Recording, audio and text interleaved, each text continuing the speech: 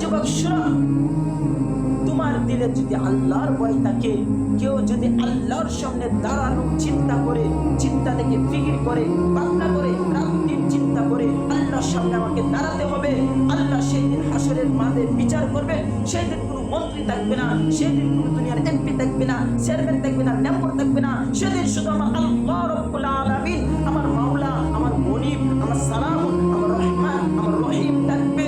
সেই দিন হাজার হাজার মানুষ থাকবে হাসরের মাঠে। সব সময় আল্লাহ চিন্তা করে কোন দিকে তাকালে আমার অপদস্থ হতে হবে হাসরের মাঠে। এই জন্য তারা সুন্দর করে দৃষ্টি সংরক্ষণ করে জমিনে সুন্দরভাবে নম্রভদ্রভাবে চলে। যুবক বুঝতে পারলো, যুবক বলল, হুজুর আমি বুঝতে পারলাম, আজ থেকে আমি তওবা করলাম, আমার দৃষ্টি আর দিকে নির্দিষ্ট জায়গায় পড়বে না, আল্লাহ তাআলা করবে। আর যুবক শোনো, কেউ যদি আল্লাহর সামনে দাঁড়ানোর ভয় করে, তাহলে সে কোনো অবৈধ জায়গায় দৃষ্টি দিতে পারে না।